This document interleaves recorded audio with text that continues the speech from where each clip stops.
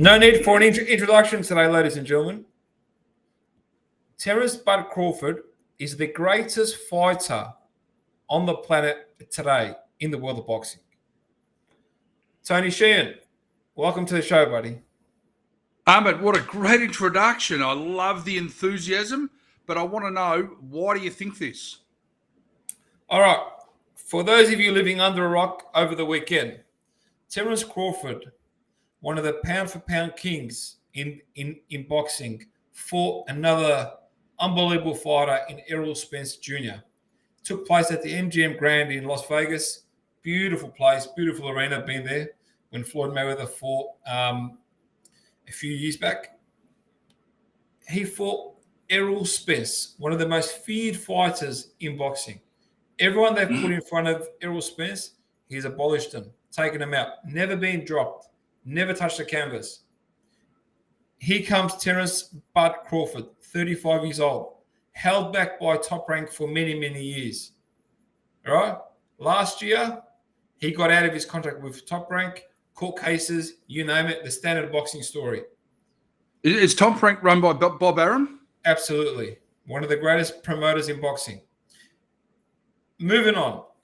He got out of his contract. He went solo. He picked up the phone. He called Al Heyman. He said, I want to fight Errol Spence. This is the time to make it. I'm 35 years old. Errol Spence, credit to him, accepted the challenge. Fights on. July 29th. Las Vegas, MGM Grand Arena. Ladies and gentlemen, packed house. And what a fight. What a display it was. The man of the moment, Terence Bud Crawford, stepped up in front of the thousands at the MGM Grand and put an absolute masterpiece of a display. Did you watch it live? Of course. Absolutely. And I also tipped him, and I have SMS evidence, date, time of me calling it out, telling one of my close friends who also manages another fighter, telling him Terence Bud Crawford is going to win this fight. So where did you watch the fight? Where did you watch the fight? In the comfort of my own home. You know, the best place to watch the fight. Take us through. Was your wife there? Was your son around? Or did you just go in your little bunker and you watched the fight and go to work? You were jumping off the couch. You had the can of orange juice, the Coca-Cola, the salt vinegar chips. Take us through the first round when Spence got floored. My whole body was jittery. I had butterflies in my stomach watching Crawford come out with Eminem, one of the greatest rap artists of our time. He comes out with him on 1 or 2 days' notice after Eminem commented on his status on social media. He comes out singing, walks him to the ring, does his thing. He comes out wearing a fishing net, right? And steps in. Comes out as the second fighter, gets announced as the first fighter. Errol Spence gets announced as the second fighter. These are all little tricks, right? They're all marks of respect, right? Opening round, toe-to-toe, nice, filling him out. Crawford's known to be a slow starter. Spence is the opposite, likes a press come forward. Second round, same thing. Third round, boom, gone. Down he goes because he's naturally a right-hander and he fought southpaw. So his right hand now became his jab, right? He threw a punt. He threw a loose left. Then he stepped in with his leading hand, the jab, which is his right hand, and he felt the full force of a right hand with the jab. Shocked Spence, took him to the canvas. First time in his career he touches the canvas. The crowd went ballistic. And as the fight went on, he touched the canvas a few more times before the fight being stopped. So was it the 7th round, correct? 7th round, exactly. So for so long, they were keeping this guy in the shadows. He was asking for these fights. Why? Why do they do that? You want to know why? Because they're mongrels. Tell us. Because they're greedy mongrels. Because the way these promoters think of it is, why would I put him in the hard fights when I can put him in subpar fights and still sell out and make money on him? What about if he loses it? All his value drops, according to them. But he stuck by his word. He got out of his top rank contract and he went after Errol Spence immediately. He said to him, I want to fight you. Let's make this fight for the fans. Boxing fans deserve this fight. They've been starved of the best against the best for too long. And he did, and he beat him, and he came up to 147 from 135 to 140 to 147. And he's willing to go to 154 for the rematch. So Errol Spence can feel comfortable and not weight drained. And now Crawford is the undisputed welterweight champion of the world.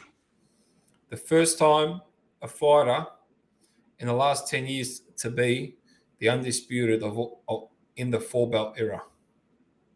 Wow, that is enormous. Congratulations to Crawford. There's Clarissa Shields, who's done the same in the females. So Terence Crawford, ladies and gentlemen, mark his name on your calendars. Look out for his next fight. He is an absolute masterpiece. Can fight orthodox, can fight southpaw. One of the most athletically gifted athletes I have ever seen. Right? If you watch, can we compare him to? Can we compare Crawford to any of the bigger name fighters that he would be akin to? Well, there was a lot of comparison between him and Mayweather, but he hasn't achieved. He's not a 5-weight champion yet. He's only been in 3 different weight divisions, so he's still got a bit of time. And he looks and reminds me a lot of Tommy the Hitman Hearns. If you go back and watch him, if you're a boxing fan, you know who Tommy Hearns is. Look at his face. Look at his movement. And yeah, he's pretty special, man. He's pretty special. Tones? I agree. Get a chance to watch the fight, mate? No, I've only seen limited highlights, Ahmed, but I liked what I saw. Crawford, Tones? just a machine. Yes, I'll give you a piece of advice. Go home, close the curtains, lock the front door, get yourself whatever you drink, whatever your favorite foods and your favorite drinks, put them next to you. Turn on the Crawford versus Errol Spence fight. Put the volume as loud as you can possibly get it and just soak it in, mate. You feel like you're at the MGM Grand. Love it. I can't wait to do it. And I look forward to watching Crawford in many more bouts. On the same card was the semi-main event was Isaac Cruz, a fighter that's now managed by Manny Pacquiao and Sean Gibbons, who's an old boxing hit who's been in the game for a long time. Manny Pacquiao is the Filipino legend that we all know. Everyone knows who Manny Pacquiao is. He was there to also watch this fight. Isaac Cruz is a little Mexican pitbull. His name is Isaac Pitbull Cruz. Little Mexican comes and makes his name against Gervonta Davis, one of the most ruthless fighters, biggest power punchers in boxing today. He fought Gervonta. He took Gervonta 12 rounds. Gervonta broke his hand punching him in the head. That's how hard this guy's head is. And for 12 rounds, he comes at you, swinging. He's an excitement machine. He fought a fighter that's coached by the great Freddie Roach. And it wasn't the best of performance, but he was good enough. Did he make a statement? No. Did he win? Yes. But yeah, so he's also a name to watch out for. Moving on, the same night, there was more fights. UFC 291, stacked card, and what a card it was. Justin Gaethje defeated Dustin Poirier with a right high kick KO. Round 2. This was for the BMF title. It was presented by Jorge Masvidal, who was the previous champion. The previous BMF champion. Oh, I've interviewed Masvidal in Sydney. There you go. Oh, look at that man, Tones, mate. He gets around. He gets around to all the big names. Absolute awesome fight. Not very long. Gaethje's very tough. Poirier is very tough. Gaethje got the high kick and just absolutely knocked him out of the park. He wasn't getting up after that. On the same card, we had Alex Pereira. Those of you that know, the guy who knocked out Izzy in kickboxing, Cole, and fought Izzy, and Izzy beat him in his last fight. So he then went up a weight division and fought Jan Blachowicz. I hope I said that right. He beat him by split decision. Also, a fan favorite, Derek Lewis, the one that always says my balls are hot and takes off his shorts. He did it again. He also won. He came out with a flying knee, like what Masvidal did many years ago. And it landed, and 33 seconds, it was all over. Then he said his balls are hot, and he took off his shorts, and he pantsed around the ring. As you do in celebrations. Yeah. And then we had Bobby Green versus Tony Ferguson. Tony, for the love of the game, we love you, Tony. You're a legend. You've done a lot for this sport. Please retire. I did see the first 2 rounds of that fight, actually. Devastating. Really, really upsetting. Oh, the elbows to the head were just excruciating, even as a viewer. He's got a life after sport, after fighting. Please go look after your kids. You made enough money. Go enjoy your life. Enough. Father time has got him. It's clearly evident. Another one to highlight was Kevin Holland versus Michael Chiesa. I think Chiesa's done. I think it's time for him to hang him up. I think there's nothing left in it. Go and commentate. You do a great job at it. And finally, our very own Jake Matthews, Aussie, won by submission, rear naked choke in round 2 against Darius Flowers. Great win for him. Keeps his streak going, moving forward. Absolutely spectacular win on one of the biggest stages. Great final all around. The UFC never fails to disappoint. Gate was about 6 million. Sold that crowd. You should actually change that statement. Why is that? Well, because you said it always never fails to disappoint. It's the other way around. Sorry. My apologies. Never fails to entertain us. Right? Correct. And as we discussed last week, the UFC has overshadowed boxing and is the premier combative sport in the world. Why? Do you know why, Tones? Well, because people were sick of disproportionate results, and they didn't like the judges having too much of a say over who won when it was actually the opposite. In simple terms, the best fight the best. And that's what people want to see. People want to see action fights. Action fights. They want to see people at their peak fighting others at their peak, not waiting things out. Anyway, a big weekend of fighting. That's pretty much it in terms of the whole fight game, unless you have something to add. No, I'm done. It was a big weekend of boxing and UFC. I'm happy with your summation of it all. All right, back home. The Matildas are going through an interesting World Cup journey. A couple ups and downs, a couple of do or die games, stars injured, so on, so on. A big game happened last night. I'll let you take over. But as we know, 27,000 packed into Amy Park in Melbourne for the Australia v Canada Women's World Cup. And the Matildas were fantastic. They opened up the scoring in the 9th minute with a Hayley Rosa goal, and the crowd went bananas. And then, did you see any of the game, Ahmed? I didn't catch much, no. And then I think it was correct me if I'm wrong, around the 33rd minute, there was another goal, but it was ruled offside, and the crowd wasn't happy at all. And I must admit, there was a good contingency of Canadians in the crowd. It made for a very good atmosphere. And then the Australians continued to attack after that goal was disallowed. And then I think just before the half, Hayley Rosa again, I think, with another goal, which was allowed this time, which put Australia 2-0 up going into the half. And then into the second half, the Matildas were just far too good. I know we were without the best female player in the world in Sam Kerr, but the Aussies managed to achieve what many doubted we could. And we went 4-0 up, beat Canada, and we're through to the knockouts, which is a fantastic achievement for the Matildas. So congratulations to them, Ahmed. Big statement coming from you. Will they make it all the way? Yes or no? Well, based on their past 2 games, I'm not convinced. You know, I know we beat Ireland, I think 1-0 in the first game, and then lost last week to Nigeria, if my memory serves me correctly. But look, last night was a convincing win. I'd like to see whether Sam Kerr can get up and play. We don't know how bad her calf is or the severity of her injury is.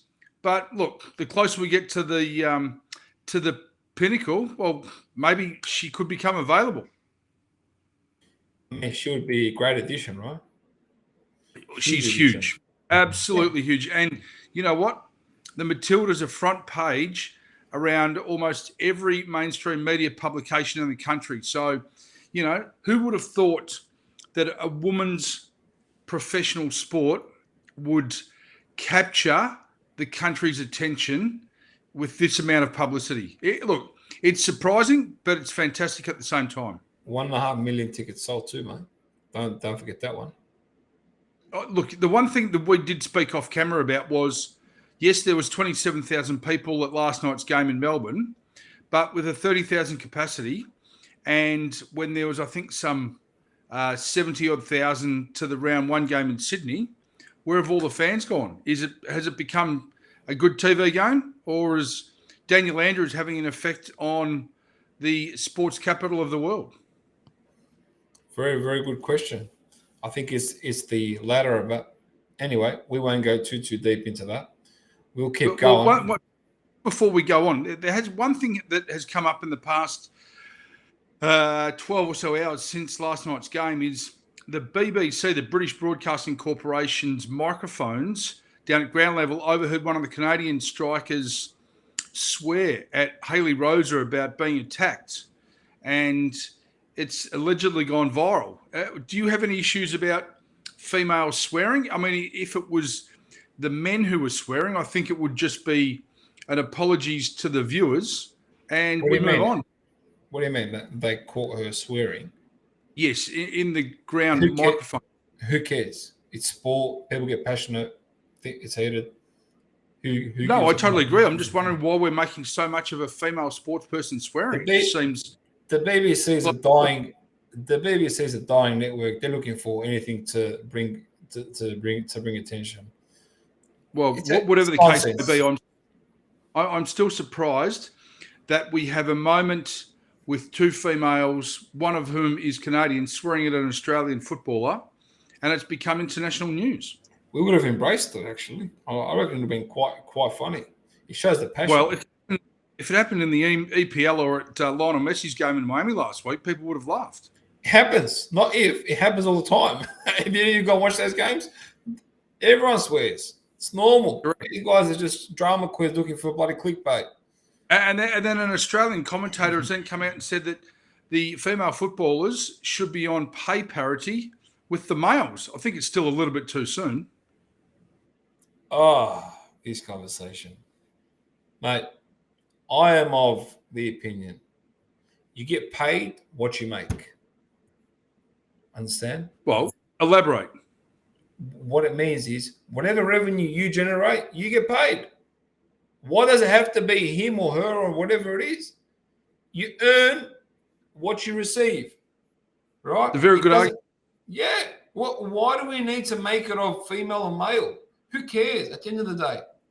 If they make more than the men, if they generate more revenue, pay them more. What's wrong with that? Yeah. Well, I mean, what are we breeding in society? We're breeding entitlement for nothing. You earn what you generate. Simple as that. You generate more, you earn more. You generate less, you earn less. They couldn't even sell the rights in Europe. The Women's World Cup. FIFA was fighting with media networks in Europe. The so-called the land of female money where their mouth is. All just talked. Yeah, well. Men's World Cup, they fight over it. See the difference? Right? That's why it's called raw sport, because we don't hold anything in. We say it the way it is. Right? So it is what it is. You earn more. You earn more when you generate more. You generate Correct. less, you earn less. Men are the same. They generate more, they earn more. They generate less, they should earn less. No excuses here. Same rule applies. No argument. So your argument is spot on. I think it would resonate with a lot of people. 100%. That's it. That's where life is. Nobody gives handouts to anyone. All right. We had a legend, an AFL legend, retire last weekend. Buddy Franklin is one of the greatest players to ever play the game. Right? People might disagree with me. Don't care. That's my opinion, and I'm entitled to it. Who would disagree that Buddy Franklin, he has legendary status, and he only played his last game 3 days ago? Well, people that don't like him because he's probably bet him up over the years, right? So, like, if somebody should be salty at me, it's me. We're actually both of us. We're North Melbourne fans. He kicks 11, 13 goals against us more than any team. So, anyway, Buddy's a legend. He retired on the weekend. What an absolute honour to have him be a part of our game. He produced some of the most amazing highlights. Imagine a guy who's 6'6", who plays like a rover, picks the ball up like a rover on the run. The guy was unbelievable. He could jump. He could pick the ball. He could pick the ball up off the ground, low, at full pace. He could take speckies. He could kick goals from 60. He could do it all in his peak. And what a pleasure it was to actually watch him. I absolutely love watching him. This guy is literally, or was, unbelievable. He transcended the game. He put bums on seats. He brought people to the footy, to the TV screen that were unfamiliar with our game.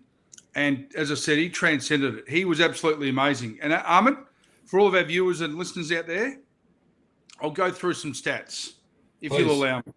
Please. 354 games. Wow. Of those 354 games, he obviously played at Hawthorn and at Sydney. 222 of those were wins. He only played in one draw, which is surprising across his career, across his 15-year, 16-year career. Sorry, 18-year career. My apologies. And 131 losses. He also had 1,066 goals, 742 behinds. Now, also, one stat that due to AFL tables, which they've been so kind as to put up on their website, you know what he's had the freeze for? 458 freeze for, which is in favour of Buddy, but freeze against, 680 freeze against. Wow. That's an alarming stat in my eyes. Absolutely. Interesting.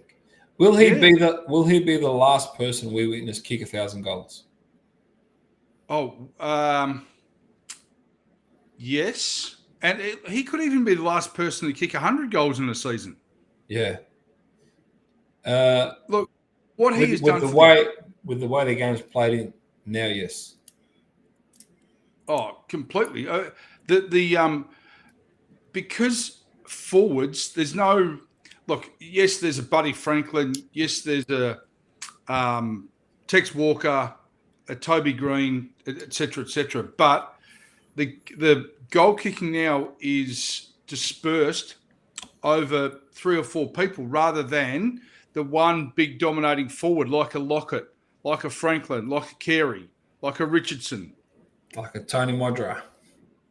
Like a Tony Modra, like a Jason Dunstall. The times have changed. And the game is a lot quicker, so you're more likely to have differing goal kickers.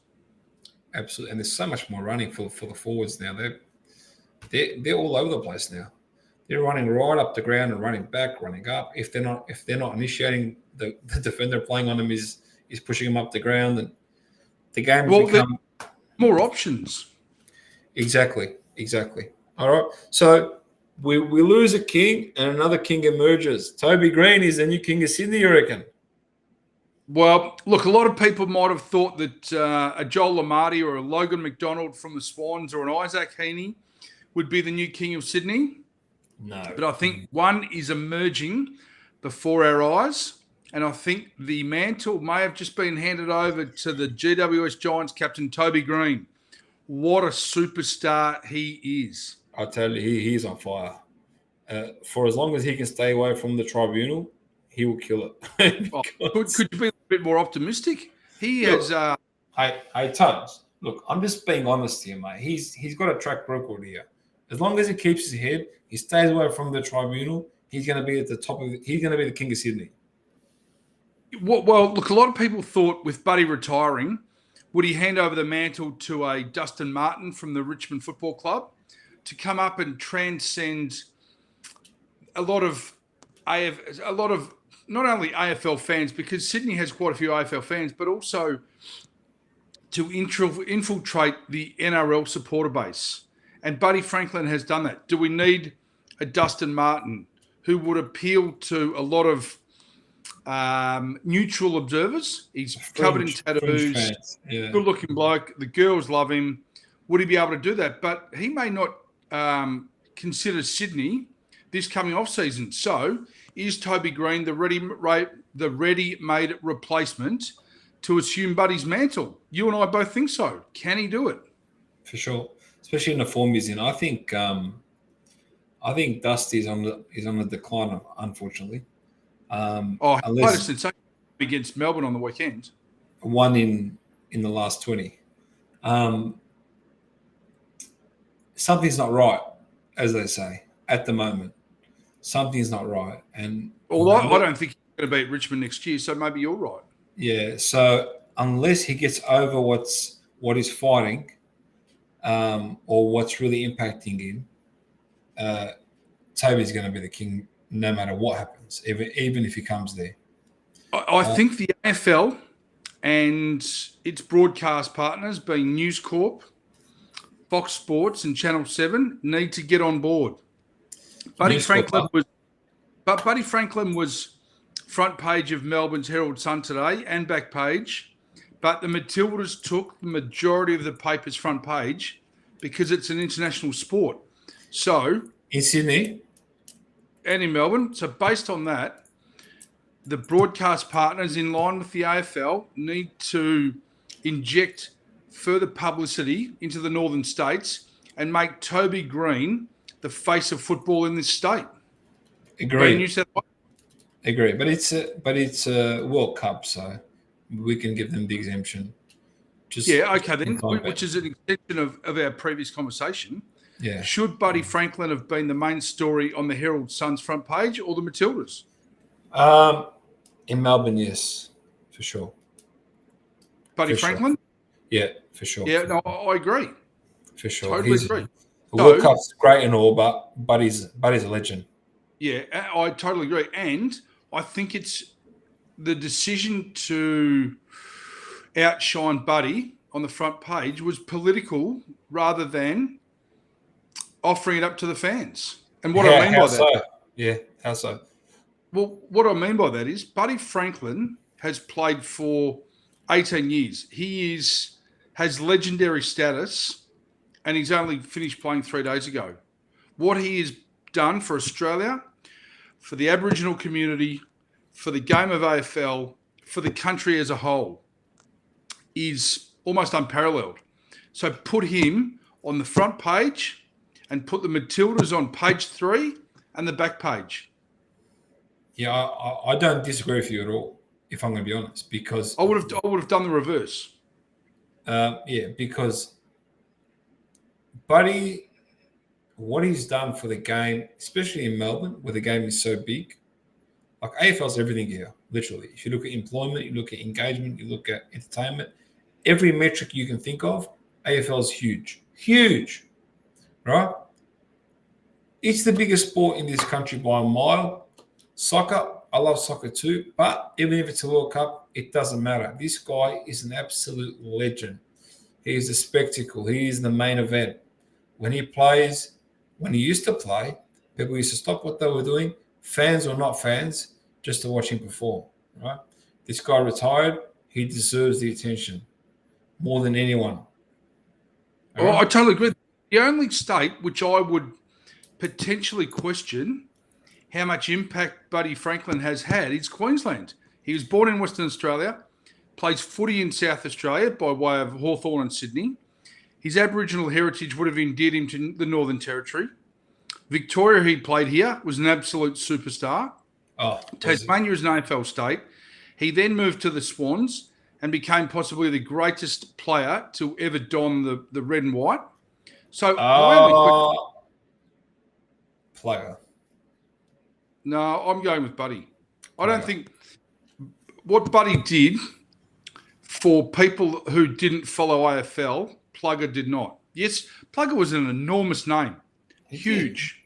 But what Buddy did, Plugger was an exceptional footballer. What Buddy did for female fans, corporate fans, kids, I don't think it can be defined. He had such an impact on the state of New South Wales that I don't even know the economic impact. It was so great. Different times, but I still say Plugger. But anyway. Well, I say Buddy. That's it. Which takes me back to my previous argument. Queensland would be the only state which wouldn't have an affinity with him. But even so, it's an AFL playing state through the Suns and the Lions. So he's had an enormous impact on the entire nation. Yeah, but who cares about Queensland anyway? I'm joking. All right. Farewell, buddy. We wish Toby Green all the best. We wish him only success. And hopefully he'll be the next king of Sydney. Nick Kyrgios. What is this guy doing, mate? Like, what is he doing? Tattoos, LA, the whole, the trendy scene where all the content leads of the world go to and, do their thing.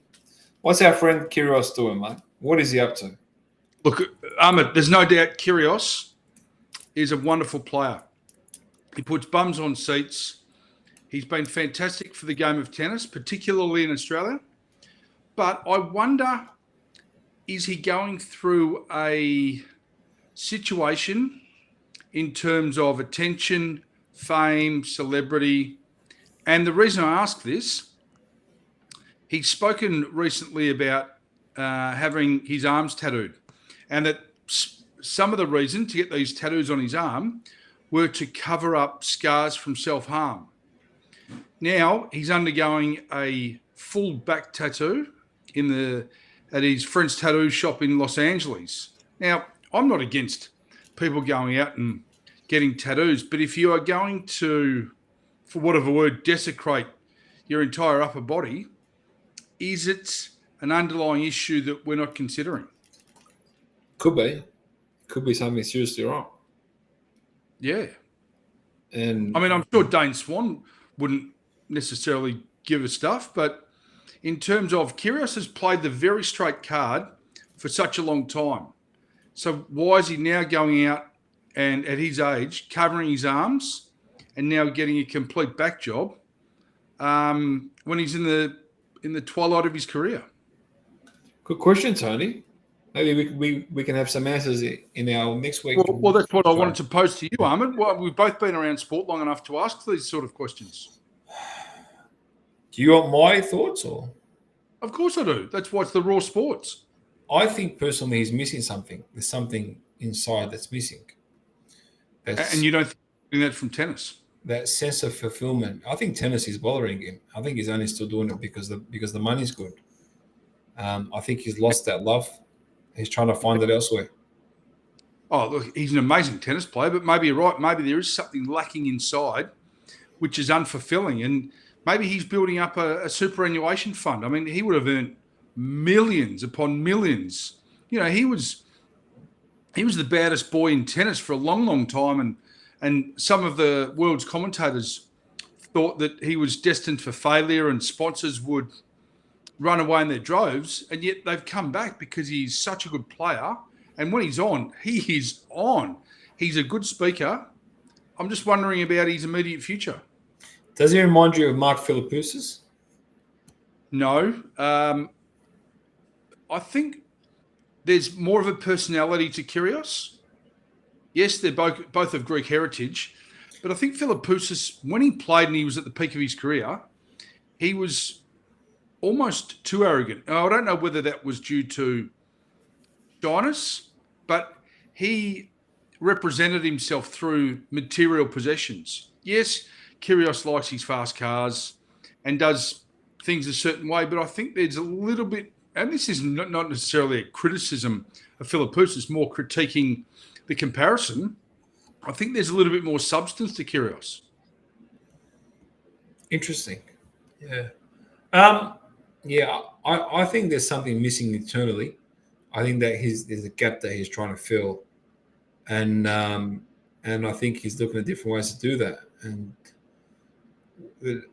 all I can say is I wish and I hope and I pray for him that he does find it, and he stays happy and becomes happy, because self-harm is, if he's got signs of self-harm on his body, that's not a very good sign. So hopefully he can stay healthy and happy and fill the void with what he's looking for in the nearest future and onwards. Yeah, we both concur from everybody at Raw Sports. We hope Kyrgios can find his, what is it? What's the word I'm looking for? His inner peace. And his purpose. Absolutely. All right, we'll keep going. Pretty much coming to the end here.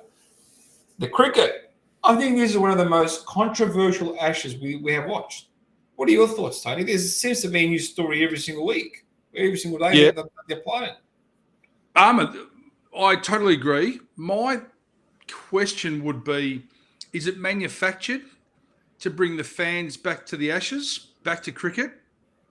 I mean, I haven't known cricket to be spoken about at this length for, I don't know, 7, 8, 9, 10 years. Yes, we've had amazing individual performances, but in regards to two of the oldest foes in cricket, being England and Australia, we are now talking about stuff not only inside the fence, but outside the fence. And it's either happens organically, or this has been some of the greatest marketing by the cricket bosses we have seen in 100 years. Well, I think it's original. Like there's a hatred there. I think that rivalry is fierce again.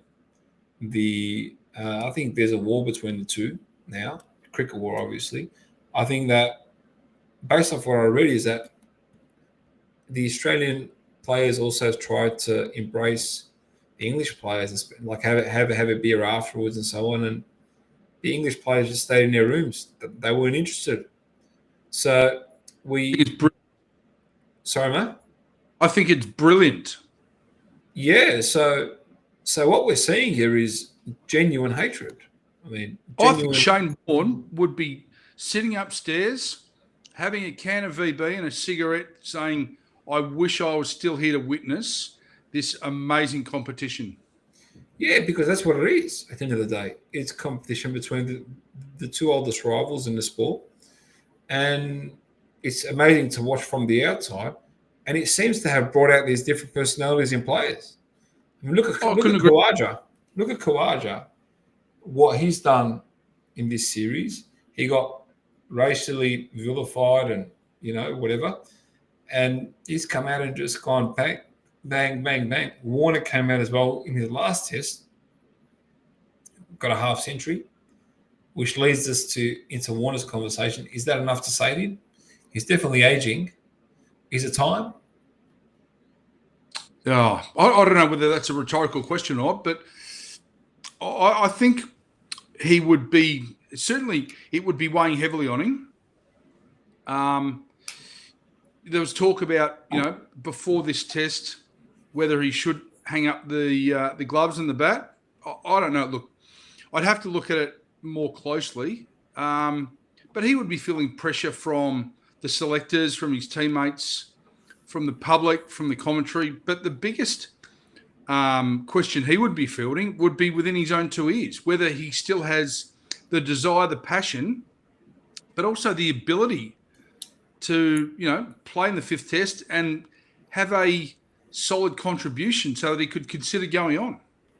I remember the old Warner was no F's given, mate. He used to smash that ball around the park like he was nothing.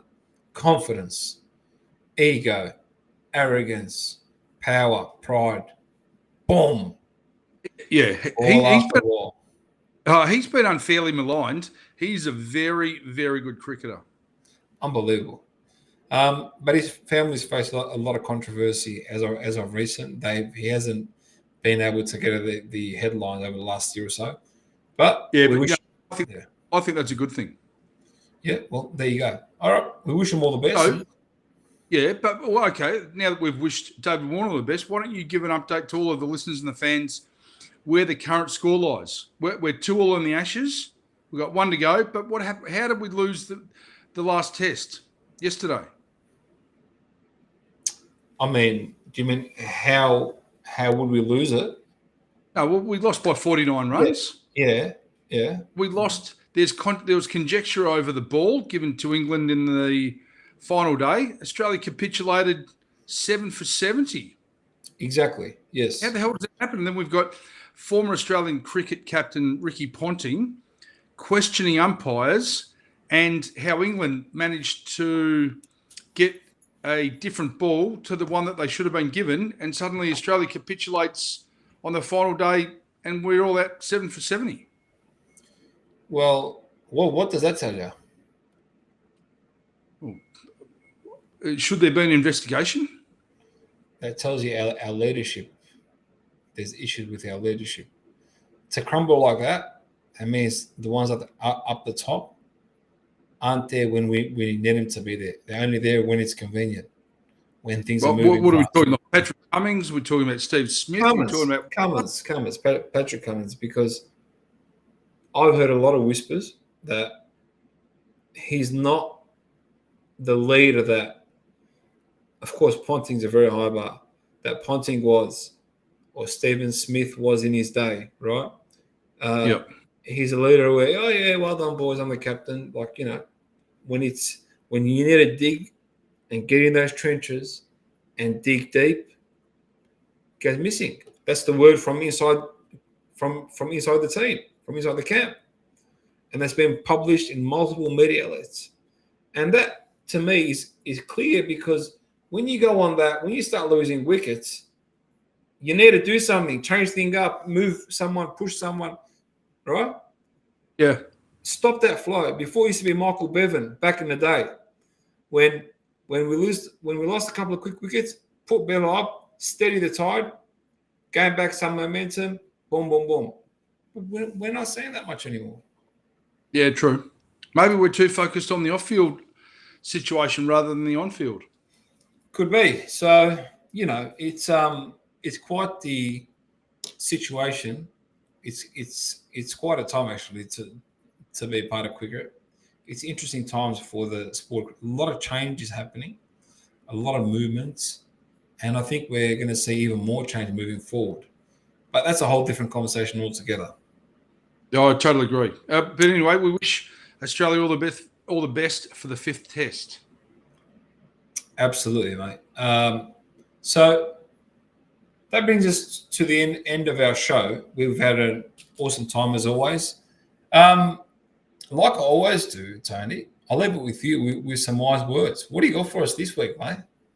Well, Ahmed, you've put me on the spot for, I think, the 4th week in a row, and I'm actually bereft of any words left after that 44-minute fantastic engagement.